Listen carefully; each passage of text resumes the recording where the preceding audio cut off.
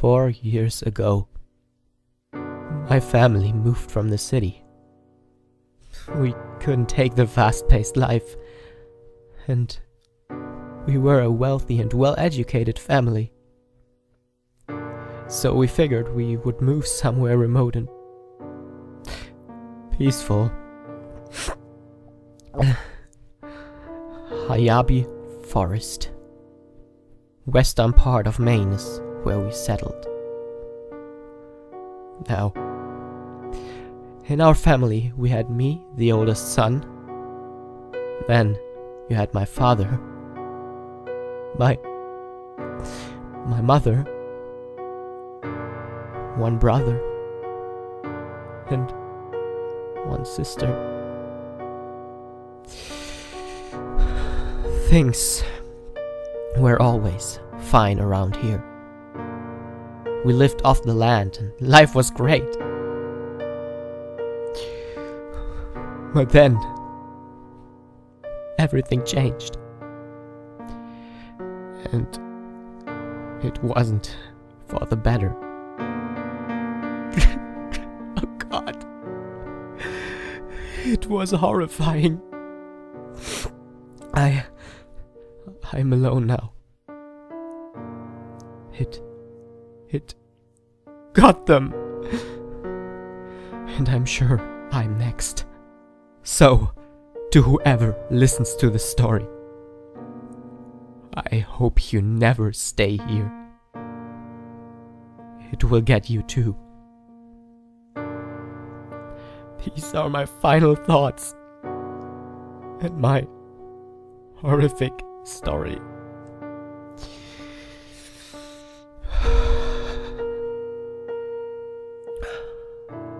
It all started when my sister went for water one day. She didn't return for almost an hour. But we lived alone out here. Or so we thought. I still hear her scream sometimes. That ear-splitting cry of terror.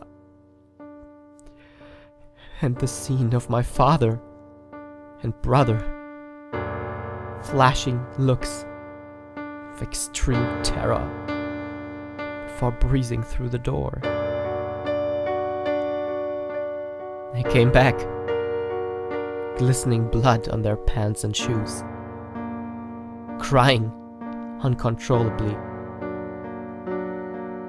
They had found nothing left of her but a few bone splinters, her ripped clothes, and a puddle of blood.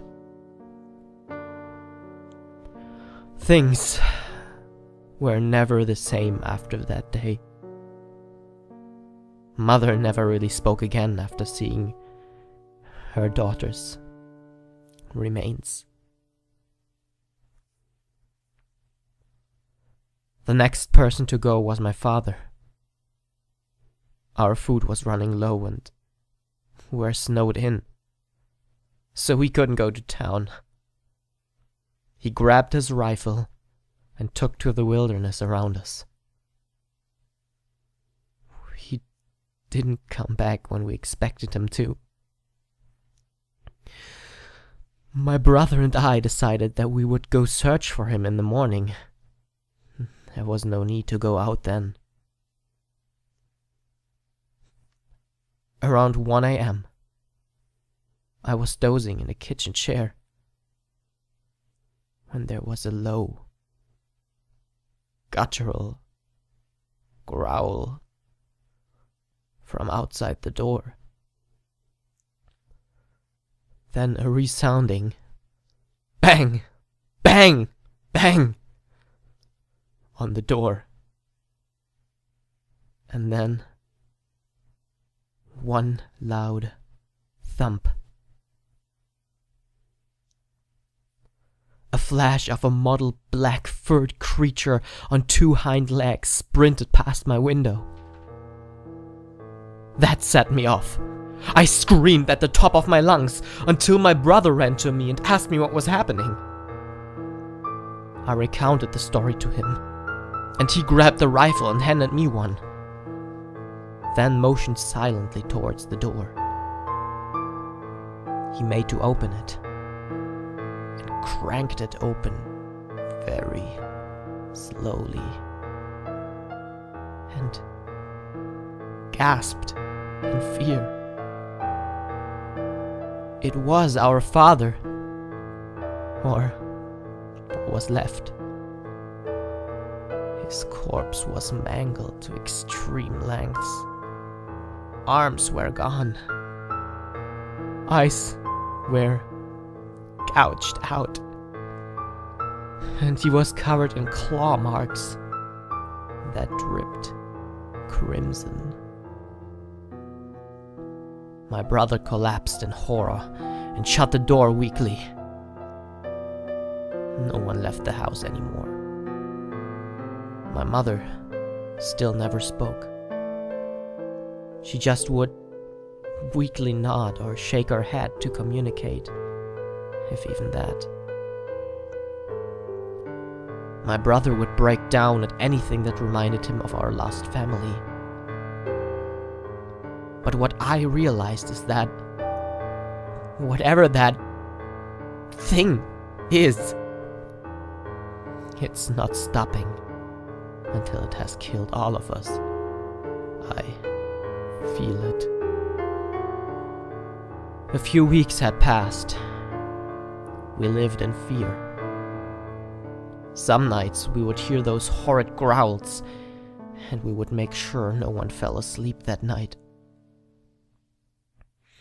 Instead, we would stay up with guns in hand until daybreak.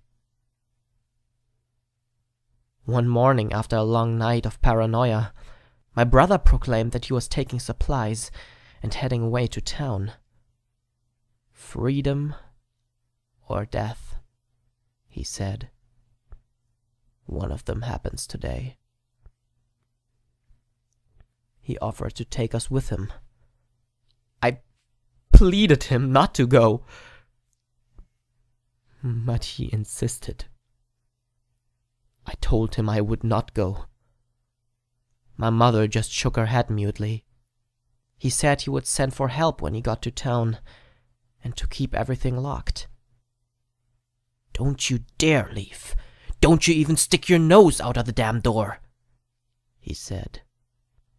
I know I was only 10 months older than him, but I felt awful about him being the one who was going out. I knew it was going to get him. I knew. That night he walked out just before dark fully struck. Having made sure we were okay and had supplies, and began the nightmarish walk to the car. He got to the car and opened the half-frozen door after a few violent tugs on the handle. It was then that I heard the sound that unnerved me on the spot. He turned the key, and as the car started, a blood-curdling scream lit the night air. The beast left the trees from the side opposite my brother. The creature must have been almost 8 feet tall, with a mangled black wolf's face and body, but walked on its own 2 legs. Or rather, sprinted. My brother opened his eyes in fear and smashed his foot into the gas pedal. The thing pounced onto the car and violently smashed his window. My brother steered wildly, trying to get away from the creature, but he crashed his car, smashed into a tree. And if that didn't kill him, the beast reached into the car and pulled the still squirming body out of the car. The creature looked right at me through the window from a distance, before slicing open my brother's stomach with razor-sharp claws. Blood dripped from his body, and he went limp.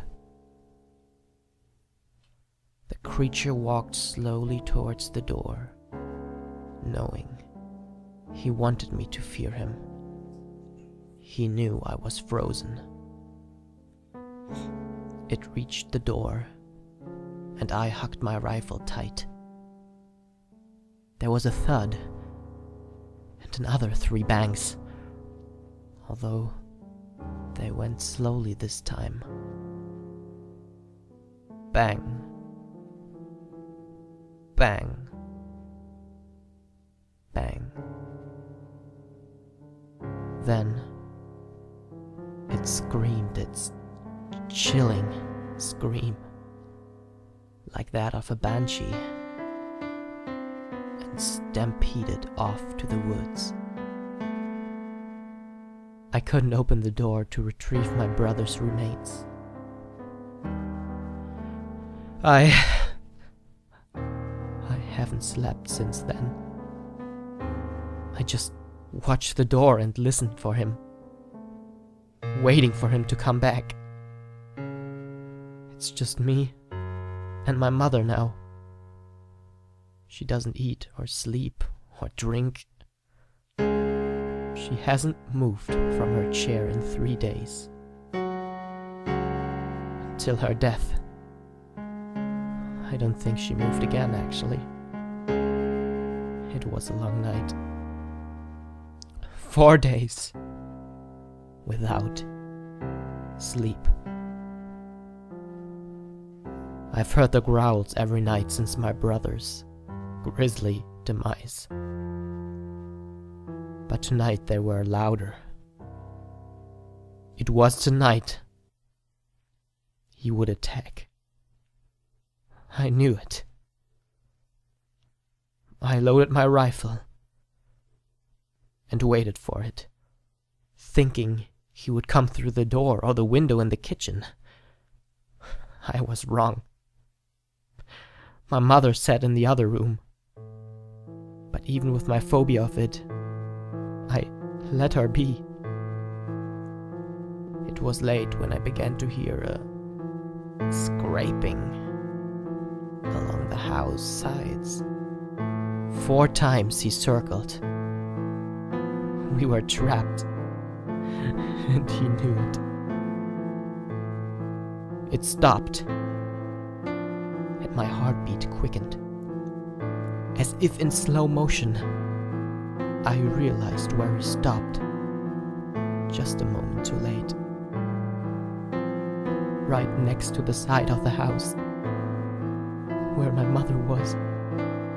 I knew my fears were true when I heard the disheartening sound of the window shattering in the other room. I was routed. I heard the beast's call and dropped to my knees. I saw him walk to my mother, and in one stroke took her throat. And within a heartbeat, her chest. He screamed and drove from her room.